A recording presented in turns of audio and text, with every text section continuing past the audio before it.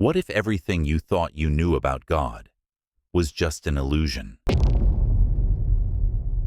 Imagine a belief system that doesn't deny the divine, but redefines it completely. A tradition that teaches that salvation is not granted by an external deity, but must be discovered within. This is Buddhism, a path that has endured for over 2,500 years, yet remains one of the most misunderstood spiritual philosophies. But why don't Buddhists believe in a creator God? If there is no God, then what created the universe? And what does Buddhism say about karma, consciousness, and the meaning of existence? The answers may challenge everything you thought you knew. Let's start with the Buddha himself. Unlike many religious figures, he did not claim to be a messenger of God or a prophet revealing divine truth. Instead, he called himself a physician for the human condition, one who diagnosed the root cause of suffering and prescribed the cure. And what was that cure? Self-liberation. The Buddha was once asked directly about the existence of God, the origins of the universe, and whether there was life after death. The Buddha remained silent, not because he avoided the question, but because he believed it was a distraction from the real problem, suffering, and how to escape it. To explain this, he shared a powerful parable, the poisoned arrow. If you're shot with a poisoned arrow, what would you do? Would you demand to know who fired it, what type of wood it's made from, and why it was shot? Or would you pull it out and save your life? The Buddha taught that speculating about God is like refusing to remove the arrow until you have all the answers, a distraction from what truly matters. This is what makes Buddhism different. It doesn't dwell on where we came from. It focuses on where we're going. Many assume that without God, there's no moral foundation in Buddhism, but that's far from the truth. Instead of divine judgment, Buddhism teaches karma. Karma in Buddhism isn't mystical punishment. It's simply cause and effect. Every action shapes your destiny. Imagine you plant a seed. If you water it, nurture it, and give it sunlight, it will grow. If you neglect it, it withers. That's karma. No divine being is deciding your fate. You are. But here's where Buddhism differs from other faiths.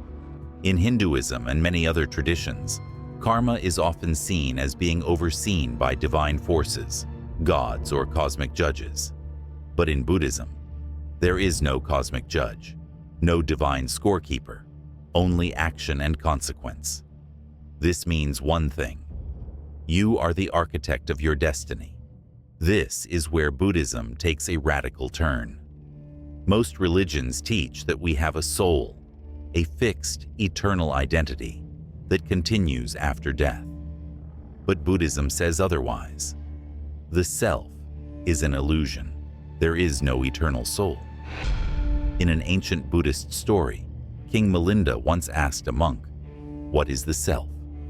The monk, Nagasena, pointed to a chariot and asked, "Is the wheel the chariot? Is the axle the chariot?" The king replied, "No, the chariot is the sum of its parts." Nagasena responded, "Just like the chariot is only a collection of parts, you are only a collection of ever-changing thoughts, sensations, and memories. There is no fixed identity. If the self is an illusion, then why would Buddhism need a divine savior? If Buddhists don't believe in a creator, do they believe in nothing at all? Not quite. Many Buddhist traditions acknowledge divine beings, but not as creators or rulers. Even gods, according to Buddhism, are trapped in samsara, the endless cycle of birth, death, and rebirth. It's not just reincarnation, it's a cycle of suffering, driven by karma and attachment. And here's where it gets interesting. Many spiritual traditions describe gods as beings of infinite power, but Buddhism sees them differently. Gods do exist, but they too are impermanent. Imagine a celestial king ruling in luxury, basking in divine pleasures. For millennia, they experience unimaginable bliss, but eventually, even gods must die. When their karma is spent, they fall, sometimes back into human life, sometimes into suffering realms. This is why Buddhism doesn't see gods as saviors, because even they need liberation. If even gods can't escape the cycle of rebirth, then who can? The Bodhisattvas. In Mahayana Buddhism, a bodhisattva is someone who attains enlightenment but chooses to stay behind, to help others escape suffering. Instead of ascending to nirvana, they return, lifetime after lifetime, guiding others toward awakening. This is the highest ideal in Buddhism. Instead of praying to a god, Buddhists seek to become bodhisattvas, liberated beings who bring wisdom to the world. And that brings us to the ultimate goal in Buddhism. If gods, humans, and all beings are trapped in samsara, then how do you escape? Through nirvana. Nirvana is not a place. It's a state of absolute freedom.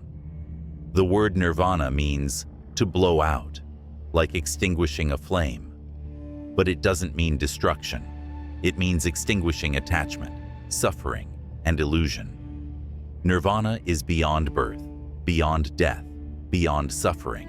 It is the final awakening, where illusion fades and truth remains. And unlike gods, who rise and fall, those who reach nirvana are truly free.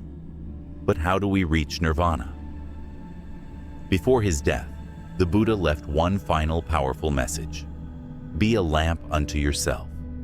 This means seek truth within yourself. No gods, no external saviors, only wisdom, awareness, and direct experience.